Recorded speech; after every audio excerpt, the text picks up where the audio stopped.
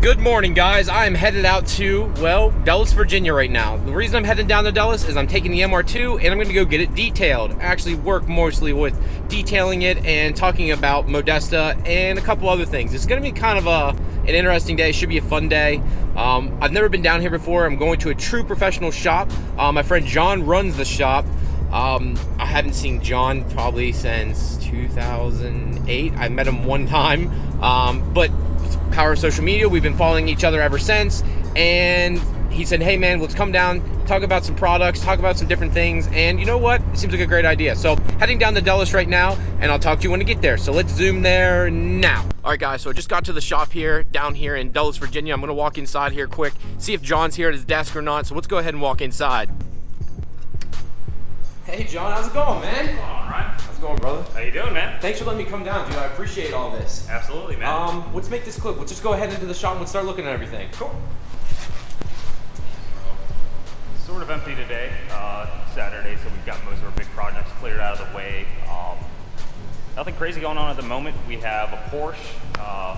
We started this car a couple months ago. We came in, we did a full front end paint protection film, pretty seamless.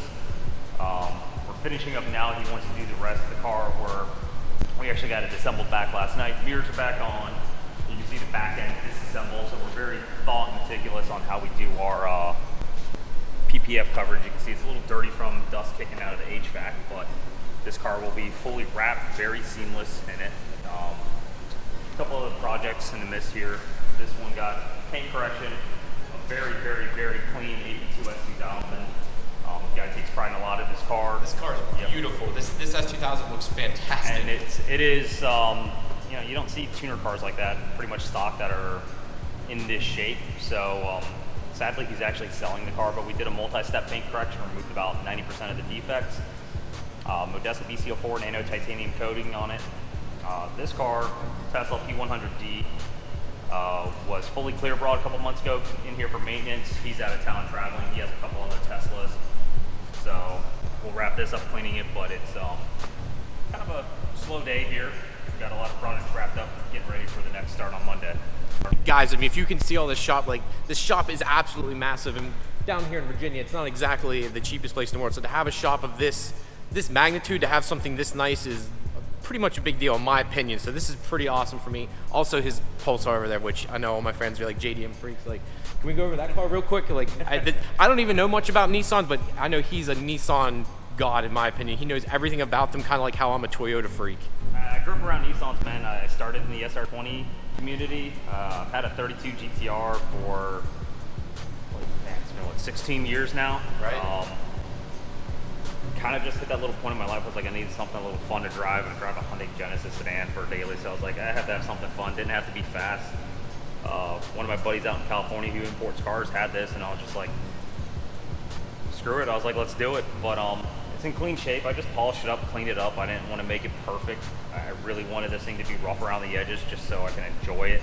Unfortunately, it has a gas leak out of the fuel tank, so can't really drive it at the moment. But you know, that's project cars for it. But it's in pretty good shape. 80,000 miles on it.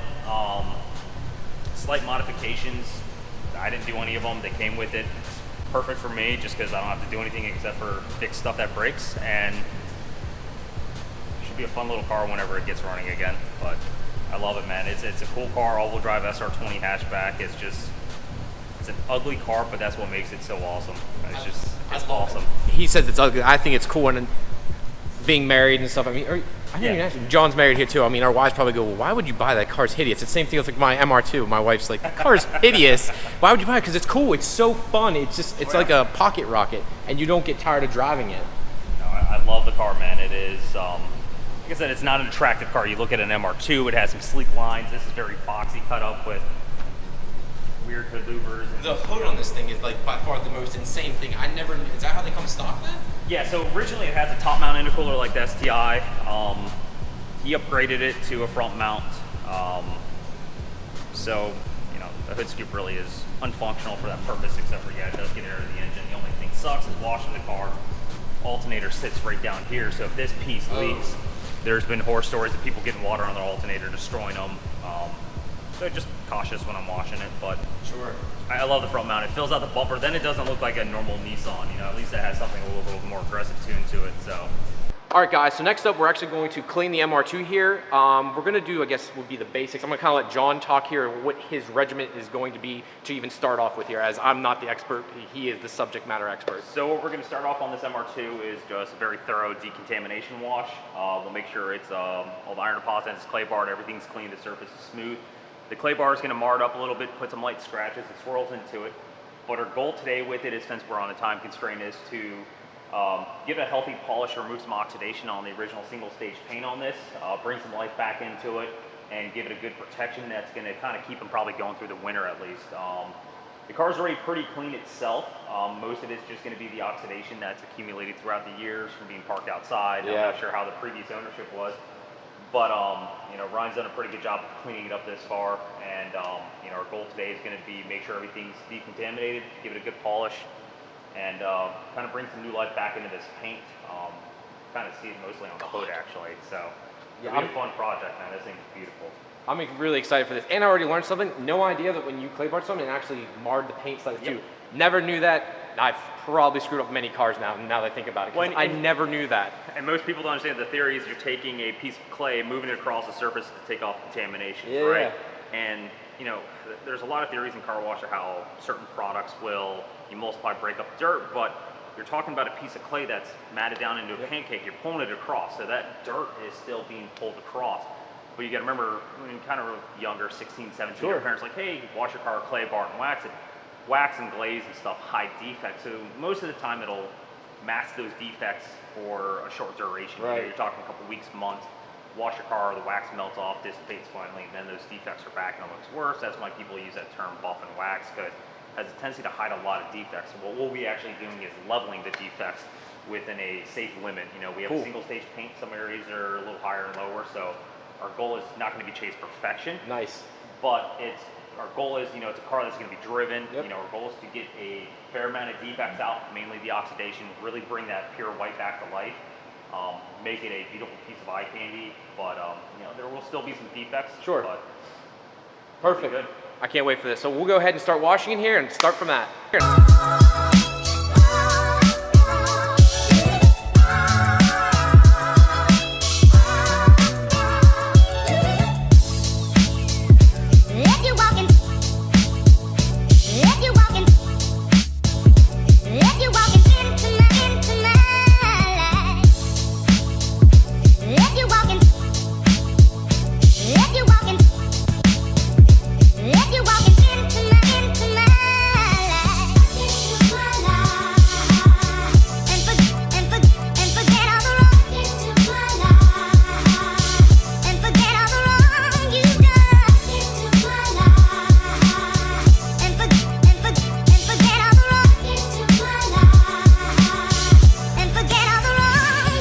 All right, guys, so the car's been washed up now. John took care of getting the wheels, getting the basics of the undercarriage there, or the under wheel well area. Now it comes up to the 2-bucket method. What do you got here? One's a water bucket and one's So basically we actually use a very thorough 2-bucket instead of just grit guards and stuff. We also have, as much as I don't endorse chemical guys, they're cyclone dirt traps. They actually work really well. So we have 2 layers of protection, one to create an actual washboard effect for cleaning out the wash mitt, the other one, it's hard to pull them out, but I can pull it out later and show you. No, they're fine. But yeah, it uses the funnel system. It keeps the dirt better and trapped, so we rather be safe than sorry. So we have both. You have a clean and your soap water. Okay. So you wring it out of the clean water, basically wring it out, load it up with soap. Purpose is to emulsify, break up dirt, but also create surface lubrication. Perfect. So then you're helping with it too. Yep. So I'll show you the process of what we do with proper wash mitt technique too. Okay. That's a very essential piece. So we'll kind of like do stupid things and just all over the place. The weight of a wash mitt soaking wet is effective cleaning power on a car that's been prepped and cleaned properly. So we use a 50% overlap pass. Now obviously wipers up, but we'll do 50% overlap pass. We'll start top to the bottom. When we get to the doors, I will do this section last. These are some of the dirtiest areas on the car, so is the rear bumper. Sure. So we will get the 2-bucket wash method, check it over if it needs to be clay barred after that, and then deem what we're going to do for polishing.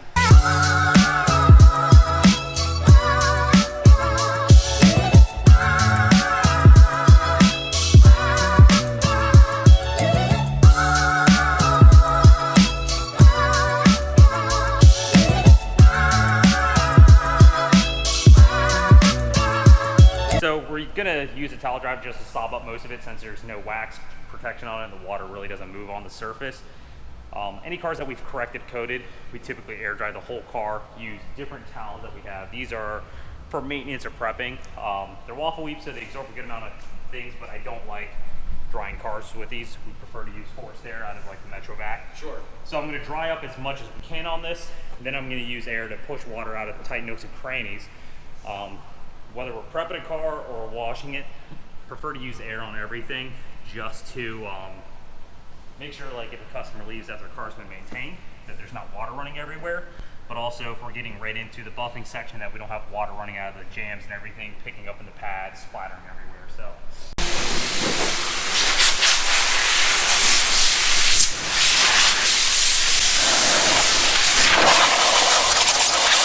All right, so what we're gonna do next is we're gonna let it dry out here for a few minutes, make sure everything drips out. We air dried it. After that, we're going to kind of determine how much time we have, dial in a proper polish combination and remove as much oxidation and defects we can in the allotted time.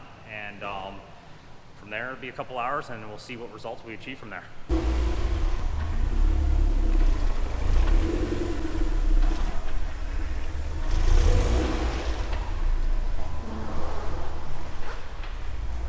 All right, so what we're doing just for showcasing, we're gonna do a test spot here to see what difference we can make in a simple polish, removing oxidation defects. We put down a tape line so that way when we pull the tape line, you can kind of see the difference. So we'll dial in hopefully a good combination, alcohol wipe it, inspect it, and then we'll show you on the next segment of the video the difference between the two.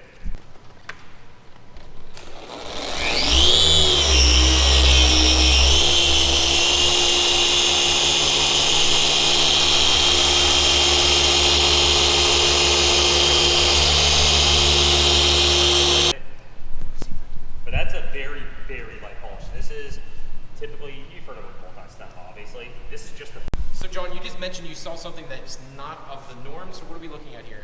So typically people blend, like you have damage on the side, they'll blend the side of the car to get everything to match. I've never seen anybody blend a front bumper like this. I've seen touch up, but you can kind of see this blend mark right here. This is clear coated, this is single stage paint. Of course my car would have that. You can see the clear coat's delaminating here, just poor quality paint, poor prep. We had single stage over there. I test spotted it just to confirm, but that'd be a first in my eyes. And you can see the fisheye right there in the paint, so you know this side's been repainted. So which also most likely means if it's cut there, this side was most likely probably wrecked at one time. Yeah, it might have taken well. You can see, no, that's just, you can see the rock chip right there, so that's been definitely shot over 100%. The lower part we know has been painted here. You see all the texture, dirt in the paint right here. So, slight indication it could have been just a minor fender bender, but it looks like it was done quite some time ago. Yeah, I mean, they said they personally said they never painted it, so I don't know if it was done before them or not. That's it, I'm just going off their word. It's been repainted, it's actually a clear coat base on it. It's got some horrible texture, as you can tell if you get up close. If we had more clear, we would actually either be able to wet sand it to remove some of the texture difference and to kind of hide the chance of somebody seeing that this has obviously been repainted, but measurements show it at 80 to 90 microns, which is, there's still a chance you could sand it, but I don't like playing the hero, so it's always better to play in a safe limit, but it's, you take a high risk of trying to go after it, but you know, we can assess it later and do some more accurate readings across the board once we get the whole car done and see if we have time to touch up on that area.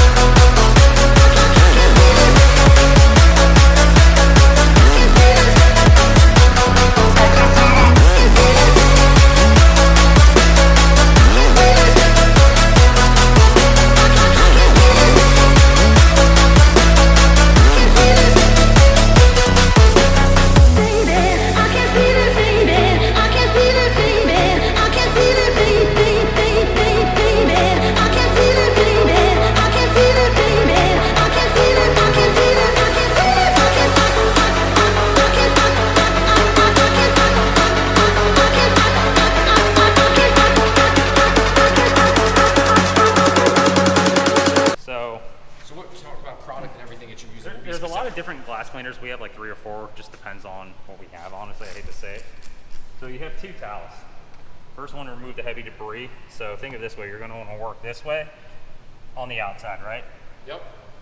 This is gonna pick up any dirt, debris on it. We've washed your car, so it's pretty clean. You have your second to start properly buffing it away.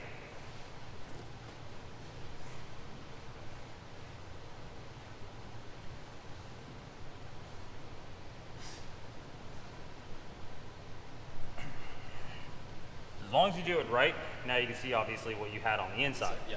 Now inside you're going to work a different direction now. Oh, okay. The reason why you want to do that is you're going to be limited sometimes obviously when you get into tight areas, but you're going to be able to see where your mistakes are happening. All right, guys. So, John, thank you very much, buddy. I appreciate everything you did. The car looks fantastic, guys. Like, seriously, you'll obviously, if you saw in the video here, the car literally looks brand new. I thought the car was really wrecked. There were some spots in the car that John found that were a little low. I guess he measured the paint, and so some of the spots on it were a little lower. Actually, half of the front bumper here is some of it's clear coat and some of it's single stage.